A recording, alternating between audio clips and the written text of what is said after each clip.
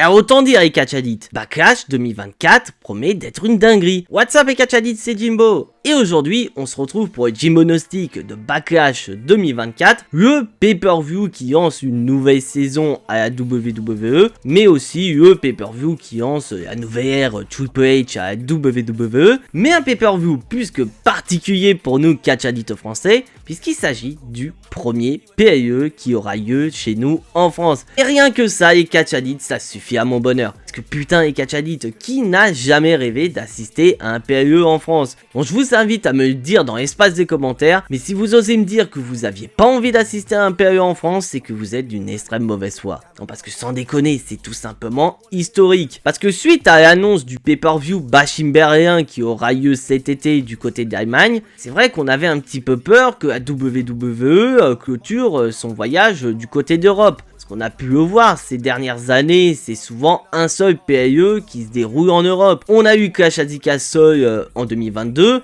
On a eu Money in the Bank l'année dernière du côté de Londres. Donc, quand la WWE a annoncé qu'il se déplaçait du côté d'Allemagne, clairement WWE en France c'est juste le live event et le pay-per-view ce sera l'année prochaine. Donc quand quelques semaines après la WWE a annoncé Backlash en France, c'était totalement dingue à quel point que j'ai dit ouvertement à ma copine que c'était non négociable, que par n'importe quel moyen j'allais assister à cet événement. D'ailleurs pour petite anecdote, mon chef avait anticipé ma demande de vacances et me avait déjà posé avant même que j'ai la demande. Donc autant dire que je suis tellement prévisible quand il y a un événement comme ça qui arrive. Donc malgré les péripéties, je vous ai déjà annoncé il y a de ça plusieurs mois que j'assisterai à cet événement. Et c'est toujours d'actualité catch addicts, je serai présent du côté de Lyon pour assister à SmackDown et à Backlash. Donc si jamais vous me croisez au passage, n'hésitez pas à faire un petit coucou.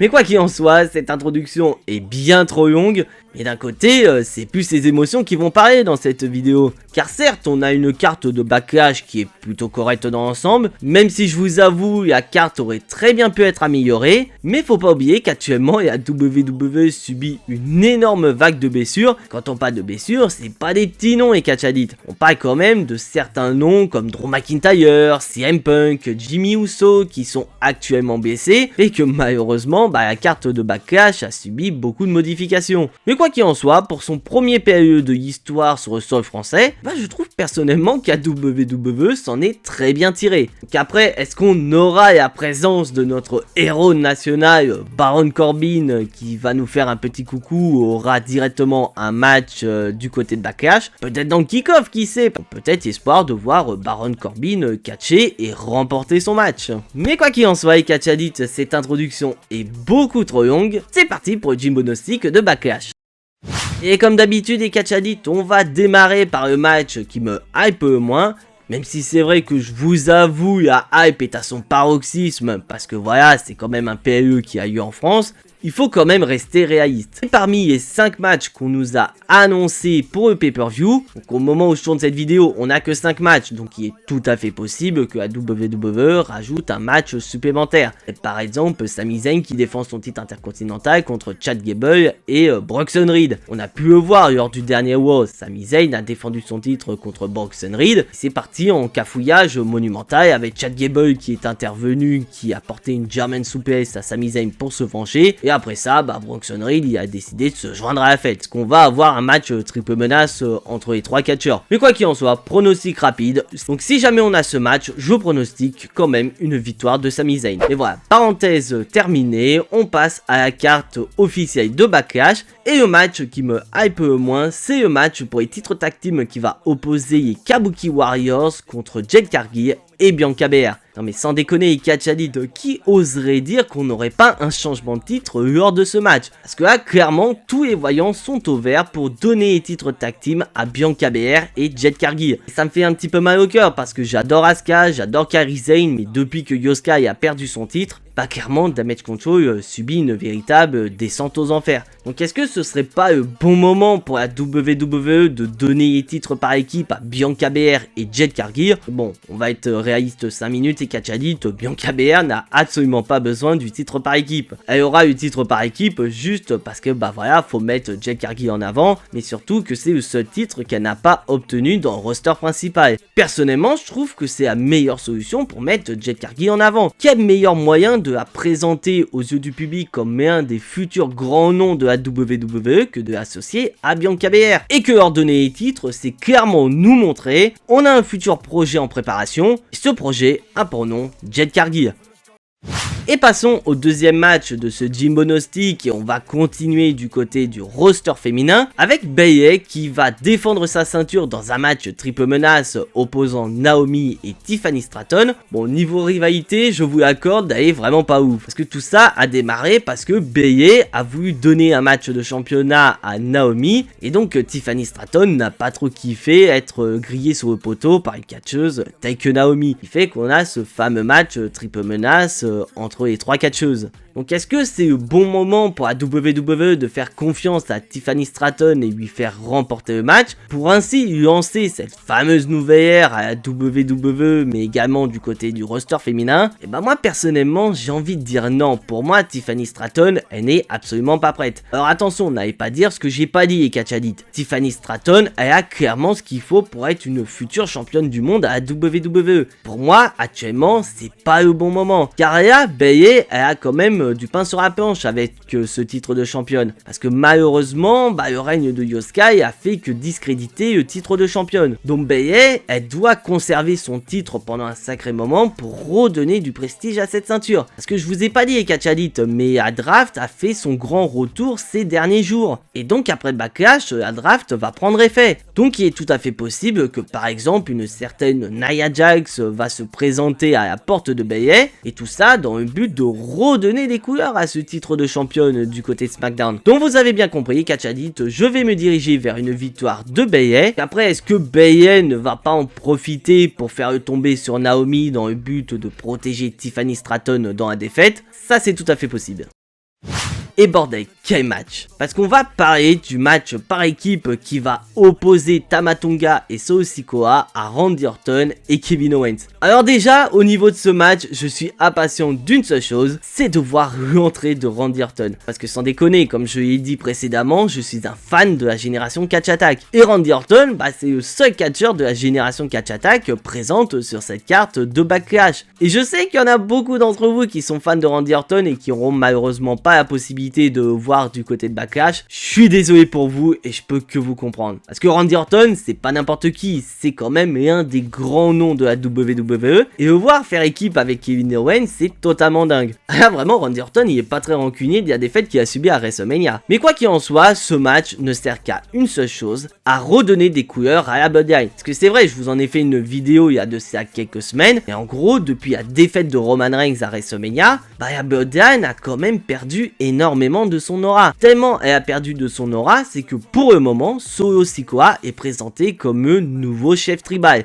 Parce que oui, je dis qu'il est présenté comme un nouveau chef tribal parce qu'on va pas se voir la face, c'est Catch Addict. Pour moi, Solo Sikoa n'est clairement pas le nouveau chef tribal de la Bloodline. Pour moi, il n'y a qu'une seule personne qui peut succéder à Roman Reigns, c'est The Rock. Mais quoi qu'il en soit, pour le moment, Solo Sikoa semble prendre les rênes de la Bloodline. Et cela a permis à un certain Tama Tonga de faire ses débuts à la WWE en rejoignant le clan. Qu'est-ce que ça voudrait dire que du côté de Backlash, on va pas assister à des débuts d'un nouveau membre de la Bloodline? Parce qu'en effet, il y a beaucoup de rumeurs disant qu'un membre de la famille Anoa'i pourrait très bien rejoindre Solo Sikoa et Tama Tonga. Donc pour moi, je pense qu'on va se diriger sur une victoire de la Bloodline. Une Bloodline bien sûr qui va gagner avec tricherie, puisque ce nouveau membre de la Bloodline qui est nul autre que Jacob Fatu. Parce que pour ceux qui savent pas qui est Jacob Fatu, c'est tout simplement un des cousins de Roman Reigns, des Usos et Solo Sikoa, qui pourrait très bien faire ses débuts pour aider Solo Sikoa et Tama Tonga à venir à bout de Randy Orton et de Kevin Owens, pour ainsi assister à la naissance de la Bloodline 2.0.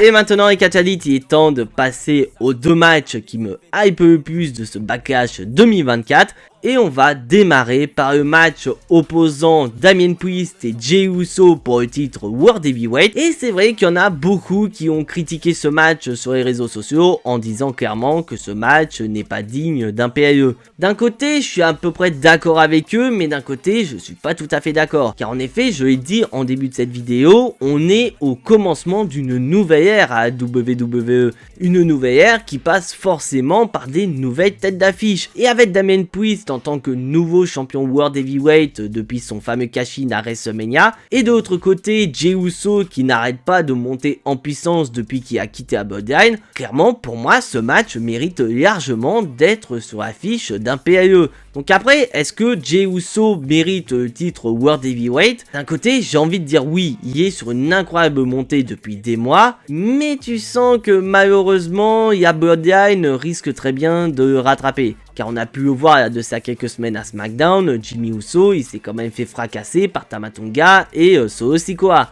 Donc on se doute bien que Jimmy Uso, dès qu'il va faire son retour, il va faire une seule chose, c'est d'aller voir son frère et lui demander pardon. Pour ainsi lancer une nouvelle page concernant la Bloodline. Donc bien que mon cœur de catch addict me dit que c'est le bon moment pour donner le titre World Heavyweight à Jey Uso, et d'ailleurs Jey Uso il va avoir une entrée totalement dingue à Backlash, on remercie Sturi pour ça, bah malheureusement je pense que Damien Priest va conserver sa ceinture et peut-être pourquoi pas se lancer vers une rivalité concernant un certain Finn Balor. Car on a pu le voir lors du dernier épisode de WoW, il y a des petites tensions qui sont en train de naître entre les membres du Judgment Day. C'est peut-être aussi par rapport au fait que Willa Whippy n'est plus là pour calmer les tensions entre les membres et que Damien Priest en profite pour prendre le pouvoir. Allez voir ma dernière vidéo concernant Damien Priest. Et maintenant, les catch addicts, il est l'heure de parler du main event de ce Backlash 2024. Cody Rhodes, le champion incontesté, va défendre pour la première fois sa ceinture. Et pour cette première défense de titre, il va quand même avoir du pain sur la planche puisqu'il va affronter un certain AJ Styles. Un AJ Styles qui a obtenu son opportunité en venant à bout de son précédent adversaire de WrestleMania, à savoir LA Knight. Donc ok, je suis d'accord avec vous, au niveau des rivalités, il n'y en a pas vraiment, parce qu'il est tout à fait possible que ce match du côté de Backlash soit le premier d'une longue série entre Cody Rhodes et AJ Styles. D'un côté, on va pas se voiler la face, Cody Rhodes doit repartir de Backlash en tant que champion. Côté, ce serait totalement con de la part de la WWE de l'avoir construit très fort à WrestleMania, qui arrive à battre Roman Reigns pour perdre la ceinture un mois plus tard. Sachant qu'un certain The Rock a quand même toqué à sa porte en disant qu'une fois qu'il aura fini ses devoirs du côté d'Hollywood, il viendra s'occuper de Cody. Pour moi, c'est clair et net, Cody Rhodes va battre AJ Styles à Backlash, mais ce match pourrait très bien lancer une trilogie entre les deux. Et voilà les catch addicts, c'est tout pour ce Jimbo Gnostic de Backlash 2024. Et comme pour tous les Jimbo Gnostics, je vous invite à me donner vos pronos dans l'espace des commentaires. Et je vous invite également à me dire si vous serez présent pour Backlash. Ça, on essaiera peut-être de se croiser, ce serait totalement dingue. Mais quoi qu'il en soit, ce sera un super événement. Et pour ceux qui seront malheureusement pas de la fête, il faut savoir que nos chers commentateurs de légende, à savoir Philippe Chéreau et Christophe Ajus, seront de la partie. D'un côté, je suis pas vraiment surpris.